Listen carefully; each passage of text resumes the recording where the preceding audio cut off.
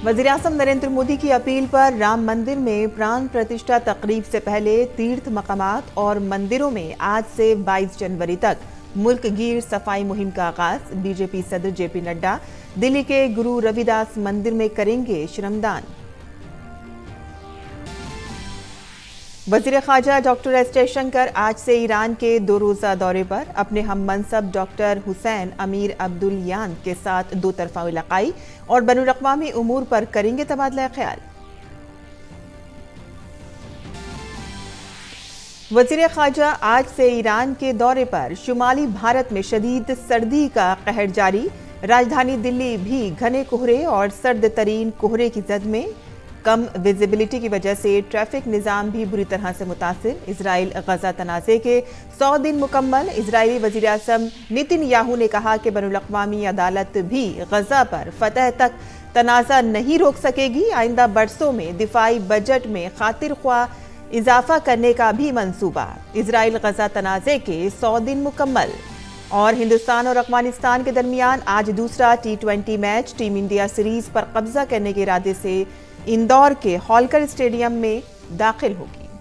आदाब नाज़रीन, खबरनामे में आपका इस्तकबाल है। मैं हूं साइमा खान। अब खबरें तफसील से। अयोध्या में श्री राम मंदिर की प्राण प्रतिष्ठा तकरीब के पेश नज़र आज से 22 जनवरी तक बड़े पैमाने पर खुसूसी सफाई मुहिम चलाई जाएगी और इसके तहत मंदिर के तमाम अहाते में सफाई की जाएगी। और आज बीजेपी सदर जेपी नड्डा दिल्ली में श्रमदान करेंगे। आज सुबह नड्डा गुरु रविदास मंदिर में सफाई मुहिम में हिस्सा लेंगे।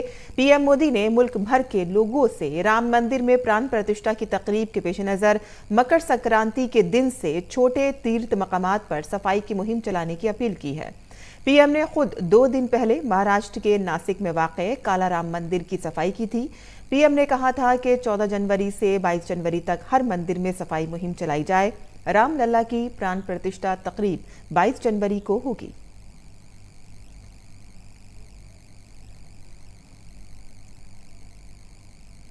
और हिंदू मजहब में मकर संक्रांति के त्यौहार को खास अहमियत हासिल है। जब सूरज देवता धनु राशि से निकलकर मकर राशि में दाखिल होते हैं तो इसे मकर संक्रांति कहते हैं। इस मौके पर हरिद्वार और अयोध्या में अकीदतमंदों ने आज सुबह गंगा में गोता लगाया, तो वहीं शदीद सर्दी का अकीदतमंदों की अकीदत पर कोई असर नहीं पड़ा। काबिल जिक्र है कि हिंदू मजहब में मकर संक्रांति के मौके पर गंगा में नहाना बहुत अहम समझा जाता है। और वज़ीर-ए-आज़म नरेंद्र मोदी मरकजी हुकूमत के वज़ीर एल मुरुगन के घर पोंगल मनाएंगे। आज सुबह पीएम दिल्ली में अपनी सरकारी रिहाइशगाह पहुंचेंगे। मुरुगन ने पोंगल और मकर संक्रांति के मौके पर तमाम हमवतनों को मुबारकबाद दी है और नेक ख्वाहिशात पेश की हैं। उन्होंने कहा कि हम ये त्यौहार किसानों और ज़राअत को इज्जत देने के लिए मनाते हैं। पिछले साल अप्रैल में वज़ीर-ए-आज़म मोदी तमिल के नए साल का जश्न मनाने के लिए मुरुगन के घर पहुंचे थे। पोंगल बुनियादी तौर पर तमिलनाडु, आंध्र प्रदेश, कर्नाटक और केरल में मनाया जाता है। ऐसा माना जाता है कि जनूबी भारत में फसल की कटाई के बाद अपनी खुशी का इजहार करने के लिए पोंगल मनाया जाता है। पोंगल का त्यौहार 4 दिनों तक मनाया जाता है, जिसमें मुख्तलिफ दिनों में मुख्तलिफ देवताओं की पूजा की जाती है।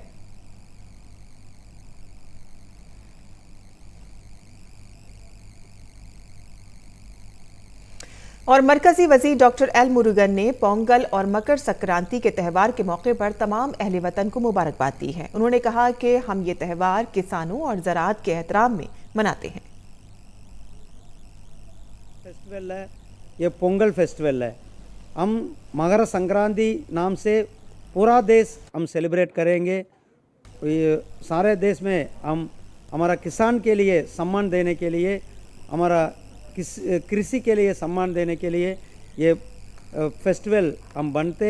इस फेस्टिवल बनने सारे देश में हमारा भाई बहन सबको पोंगल मकर संक्रांति के लिए मेरा हृदय से ये शुभकामनाएं।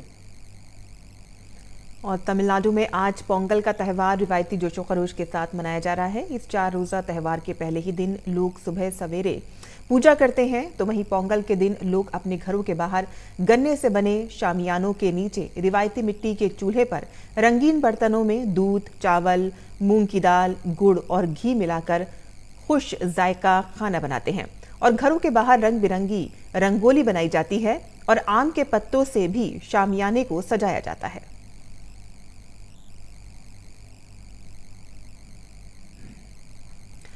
मकर संक्रांति के मौके पर हरिद्वार में हर की पौड़ी में गंगा नदी में अकीदतमंदों ने गौता लगाया।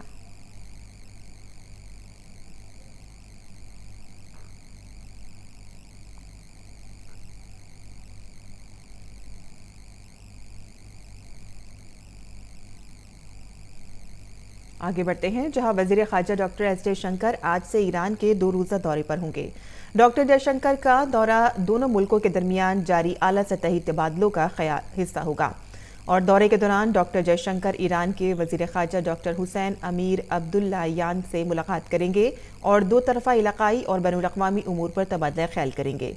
वज़ारत खारजा ने एक बयान में कहा है कि दोनों रहनुमाओं के दरमियान होने वाली बातचीत में सियासी ताउन, बाहमी रवाबित और अवाम से मजबूत ताल्लुकात अहम मौज़ूआत में शामिल होंगे।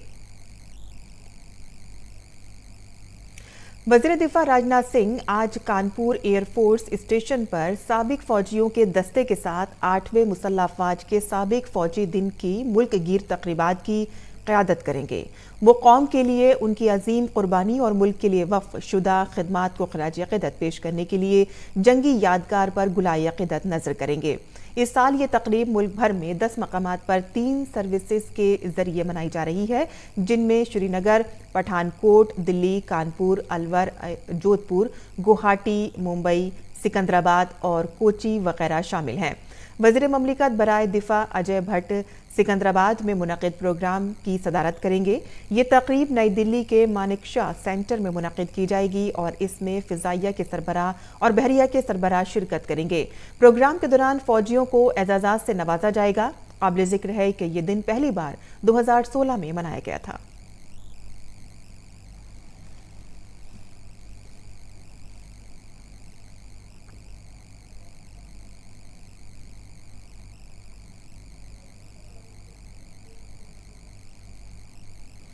मुस्लिम राष्ट्रीय मंच ने कहा है कि अयोध्या में राम मंदिर की तामीर से 74% मुसलमान खुश हैं और नरेंद्र मोदी को भारत का सबसे कामयाब वज़ीर आज़म मानते हैं। मंच ने प्रेस नोट में कहा है कि उसने मुल्क में मुस्लिम कम्युनिटी के दरमियान अब तक का सबसे बड़ा सर्वे किया है और इसके मुताबिक भगवान राम लोगों के दरमियान छाए हुए हैं और नरेंद्र मोदी भारत के कामयाब तरीन वज़ीर आज़म हैं, जिनकी आवाज़ मुल्क में ही नहीं बैरून मुल्क भी सुनी जाती है। सर्वे के मुताबिक मुतअद्दिद मुसलमान चाहते हैं कि इस्लाम के नाम पर सियासत करने वाले उलमा इकराम, मौलाना और अपोजिशन लीडरों का मुकम्मल बाइकॉट किया जाए। फोरम का कहना है कि 70% मुसलमान मोदी हुकूमत पर एतमाद करते हैं। 72% मुसलमानों का ख्याल है कि अपोजिशन के पास कोई एजेंडा नहीं है और 70% मुसलमानों का ख्याल है कि भारत एक आलमी ताकत बनकर उभरा है। सर्वे के मुताबिक मोदी हुकूमत में मुसलमान ज़्यादा महफूज महसूस कर रहे हैं और तरक्की के यकसा मौक़े सबको दस्तयाब हैं।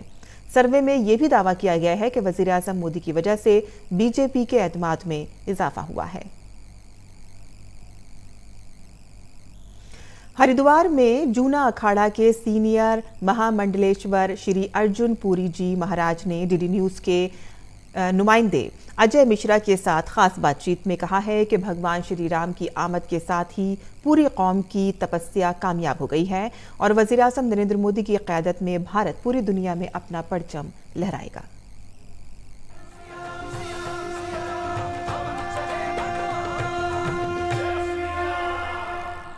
श्री राम राम रघुनंदन राम राम, श्री राम भरताग्रज राम राम, श्री राम रणकर्कश राम राम, श्री राम शरणम भव राम राम। जूना अखाड़ा के वरिष्ठ महामंडलेश्वर श्री अर्जुनपुरी जी महाराज, जो कि हरिद्वार में श्री तुलसी मानस मंदिर के संस्थापक अध्यक्ष हैं, इस वक्त हमारे साथ हैं। बहुत बहुत धन्यवाद महाराज जी। कई वर्षों के पश्चात भगवान श्री राम जो धर्म स्वरूप हैं, उनका आगमन होने वाला है श्रीधाम अयोध्या में।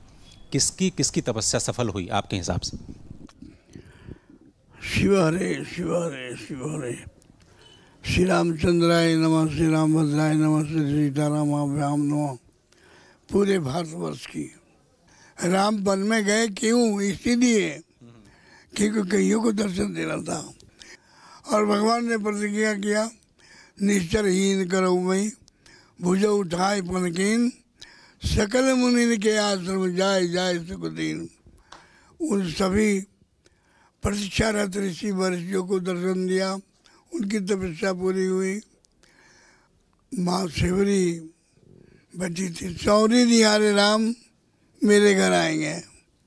जवानी बचपन बुढ़ापा सब गुजर गया, आज उसकी तपस्या पूरी हुई, आज राष्ट्र की तपस्या पूरी हुई और इस देश का भाग जगा कि एक साधु प्रधानमंत्री के रूप में आया है। तपस्वी ऋषि मुनि का अवतार है। मोदी जी हमारे, हम सब संतों के ऐसा मत है कि साधारण कोई राजनीतिक नहीं है, वो देश के उत्थान करने के लिए एक ऋषि का अवतार है। उन्होंने अद्भुत कार्यक्रम किया है, उनका सहयोग सब भाग जगह। तो अनंत लोगों का पुण्य हमारे देश का भाग जगह। जो लोग अभी तक समझ नहीं पाए हैं या झूठी राजनीतिक उकेड़ बूंद में पड़े हैं, आखिर उनको याद होना चाहिए कि वो भारत में हैं और भारत के आत्मा राम हैं। सब श्रोताओं से निवेदन है कि आपके घर में दीपोत्सव होना चाहिए। आपके आसपास जो छोटे बड़े जो भी मंदिर है उसको खूब सजाइए। देख लीजिएगा, आपको पछताना न पड़े, इसलिए आप ये मौका न चुकें और 22 तारीख के दिन पूरे देश को, पूरे भारत को राममय बना देना, अयोध्या में बना देना है।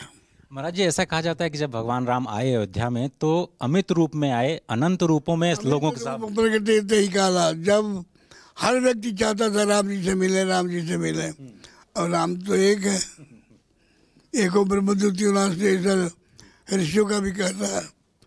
तो भगवान ने तुरंत सोचा कि चाहे कोई भी हो, दलित हो, सवर्ण हो, निवर्ण हो, अमित रूप प्रकटे ते ही काला, अनंत रूप में प्रकट हुए और जथा योग, जो जैसा जिस श्रेणी का था उसी रूप को लेकर के उनसे मिले। भगवान राम के आगमन पर कोई वंचित नहीं रहा, सब लोग राम को मिले। बहुत बहुत धन्यवाद। तो एक तरह से भगवान राम सबके हैं और एक गाना बहुत इस वक्त प्रसिद्ध हो रहा है कि मेरी झोपड़ी के भाग खुल जाएंगे, श्री राम आएंगे, और ऐसा लगता है कि राम हर हृदय में आने वाले हैं। सभी को प्रतीक्षा है 22 जनवरी की। कैमरामैन अनिकेत के साथ अजय मिश्र, डीडी न्यूज़, दिल्ली।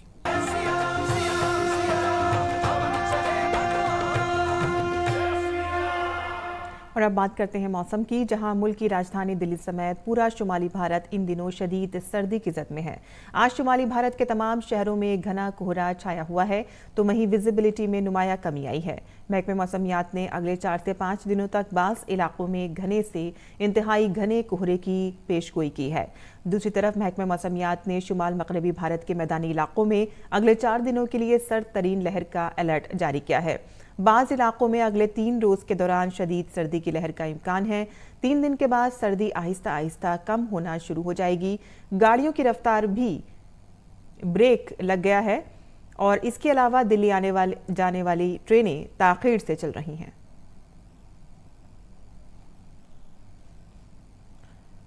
और पहाड़ी इलाकों में बर्फबारी का असर मैदानी इलाकों में भी नजर आ रहा है। चेन्नई, तमिलनाडु के कई हिस्सों में कोहरे की चादर छाई हुई है।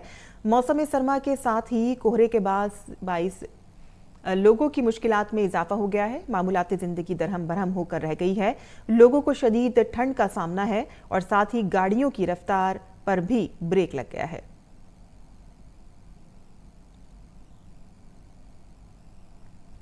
शुमाली भारत में शदीद तरीन सर्दी की लहर जारी है। कौमी राजधानी दिल्ली भी घने कोहरे की जद में है। गाड़ियों की रफ्तार पर भी ब्रेक लग गया है और इसके अलावा दिल्ली में कई ट्रेनें ताख़ीर से चल रही हैं। तो वहीं अगर दिल्ली से बाहर की बात करें तो गाजियाबाद, मथुरा और चेन्नई समेत उत्तर प्रदेश के कई हिस्सों में कोहरे की जद में है।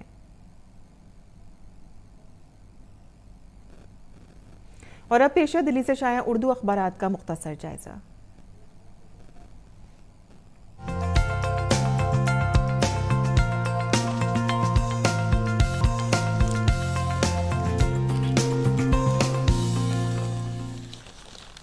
तो दिल्ली से शाया उर्दू के अखबारात पर नजर डालते हैं। और रोज़नामा राष्ट्रीय सहारा से हमने यहाँ पर खबर ली है। रोज़नामा इनकलाब से ये खबर है कि जहां ख्वाजा मोइनुद्दीन चिश्ती की दरगाह में वज़ीर आज़म की जानिब से चादर पेश की गई। आगे की खबर जान लेते हैं। मौसम के हवाले से ही खबर है, जहां मुल्क के बेशतर इलाके शदीद सर्दी की जद में हैं और ट्रेनों की आमदरफ्त भी इसकी वजह से मुतासिर हुई है। इसी के आलमी सफ़े से हमने यहाँ पे खबर ली है। यमन पर दूसरे रोज़ भी अमेरिका और बरतानिया का हमला जारी रहा। हौसियों के रडार सिस्टम पर मिसाइल दागे गए और मुतअद्दिद शहरी इसमें जाबहक हुए हैं। सलामती कौंसिल में अमेरिकी सफ़ीर ने हमले को जायज़ करार दिया। ईरान, उर्दन और यमन में बड़े पैमाने पर मुजाहरे हो रहे हैं इसके खिलाफ, और सना पर हमले की वजह से आलमी मंडी में तेल की कीमतों में 4% का इजाफा देखा गया है। रोज़नामा राष्ट्रीय सहारा से हमने खबर ली है, उसमें बता देते हैं कि एम्स से यहाँ पर एक खबर है, जहाँ एम्स में संगीन हादसे के मरीजों का इंतज़ार अब ख़त्म हुआ है, क्योंकि खाली बिस्तरों के बारे में तमाम मालूमात अब दाखिली दरवाजे के स्क्रीन पर दस्तयाब होगी। आगे की खबर जान लेते हैं। यहाँ इसके बैनुल-अक़वामी सफ़े पर एक खबर है कि गूगल ने सैकड़ों मुलाज़मीन को बरतरफ किया है और इन छटनियों को करने का मकसद उन्होंने ये बताया है कि अपनी कारकर्दगी को बेहतर बनाने की वजह के लिए उन्होंने ये छटनियाँ की हैं। और गूगल का ये इक़दाम लागत में कमी की ताज़ा तरीन कोशिश है ताकि कोरोना की आलमी वबा के दौरान कंपनी पर पड़ने वाले असरात पर काबू पाया जा सके। तो ये थी आज की अखबारात की सुर्खियाँ, और आगे बढ़ते हैं और अब बात करते हैं बैनुल-अक़वामी खबरों की, जहां भारत ने इस्लामाबाद में बरतानवी हाई कमीशन के 10 जनवरी को बरतानिया के दफ्तर खारजा के एक अहलकार के साथ पाकिस्तान के मकबूजा कश्मीर के दौरे को संजीदगी से लिया है। भारतीय वजारत खारजा ने इस मामले पर सख्त एतराज़ का इजहार करते हुए कहा है कि भारत की खुद मुख्तारी और इलाकाई सालमियत की इस तरह की खिलाफ वर्जी नाकाबिल कबूल है। सेक्रेटरी खारजा ने इस खिलाफ वर्जी पर भारत में बरतानवी हाई कमिश्नर से सख्त एहतजाज दर्ज कराया है। अपने रद्द-ए-अमल में भारत ने कहा है कि जम्मू कश्मीर और लद्दाख के मरकज़ के ज़ेर इंतज़ाम इलाके भारत का अटूट हिस्सा है और हमेशा रहेंगे।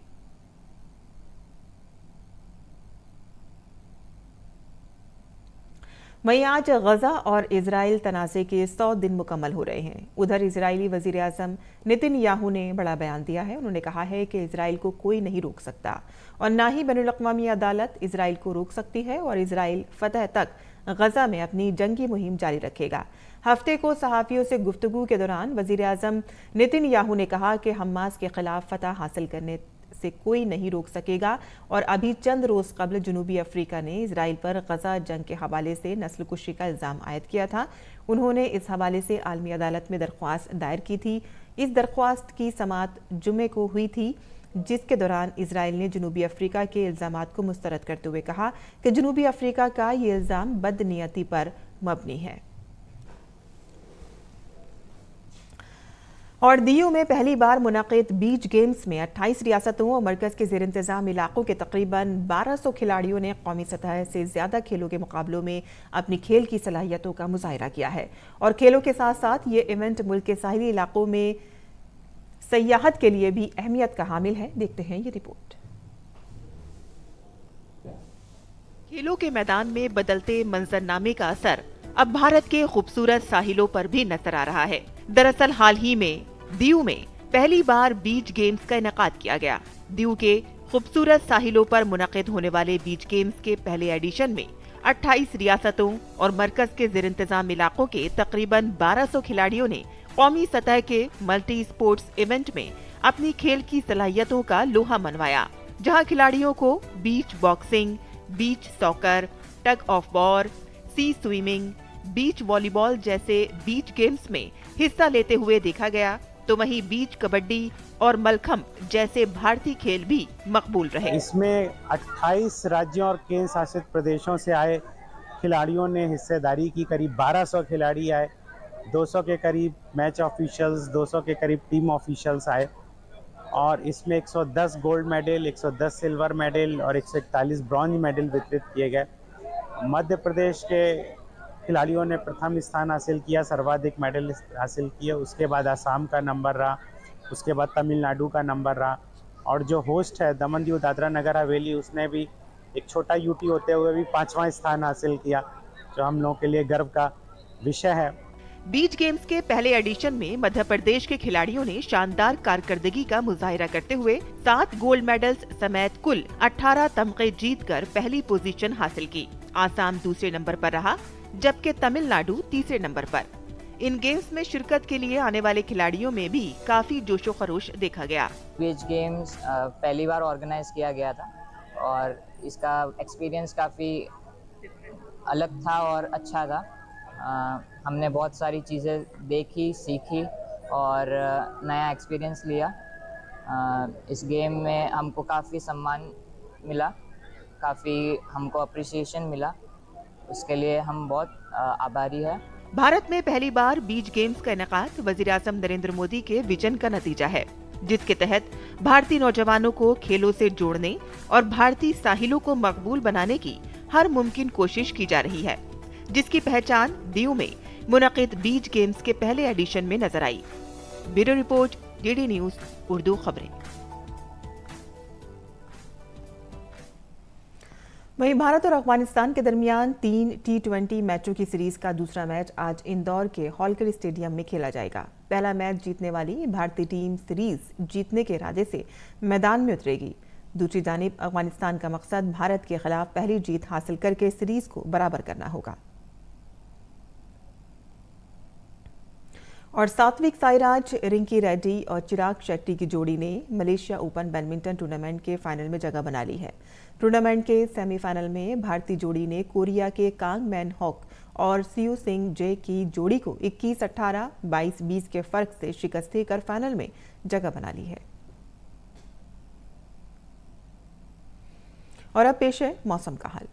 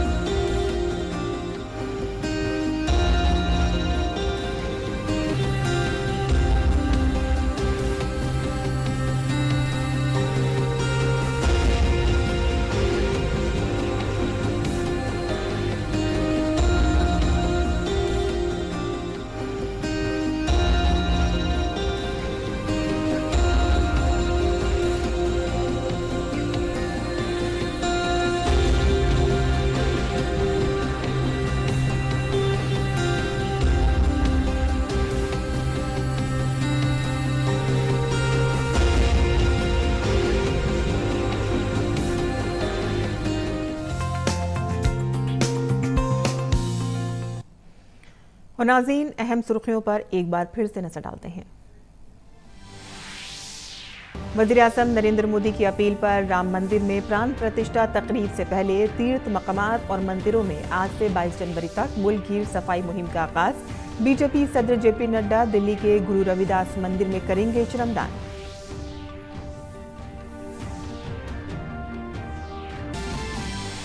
वज़ीर ख़ारजा डॉक्टर एस जयशंकर आज से ईरान के 2 रोज़ा दौरे पर अपने हममनसब डॉक्टर हुसैन अमीर अब्दुल्लायान के साथ 2 तरफ़ा इलाक़ाई और बैनुल-अक़वामी उमूर पर करेंगे तबादला ख्याल।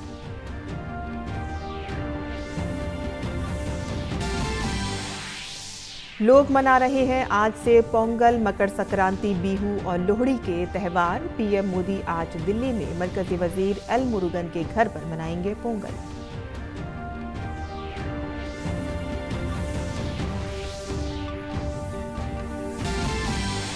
शुमाली भारत में शदीद सर्दी का कहर जारी। राजधानी दिल्ली भी घने कोहरे और सर्द तरीन लहरें कोहरे की जद में। कम विजिबिलिटी की वजह से ट्रैफिक निज़ाम भी बुरी तरह मुतासिर। इजराइल गजा तनाज़े के 100 दिन मुकम्मल। इजरायली वज़ीर-ए-आज़म नेतन्याहू ने कहा कि बैनुल-अक़वामी अदालत भी गजा पर फतह तक तनाज़ा नहीं रोक सकेगी। आइंदा बरसों में दिफाई बजट में खातिर ख्वाह इजाफा करने का भी है मंसूबा। भारत और अफगानिस्तान के दरमियान आज दूसरा T20 match team India series पर कब्जा करने के इरादे से इंदौर के होलकर स्टेडियम में दाखिल हुई।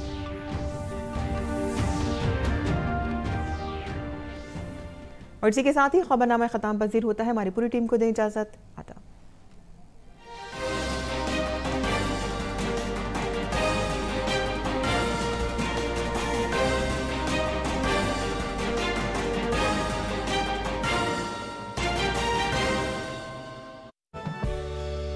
इस खास प्रोग्राम में आज बात ELSS फंड्स की।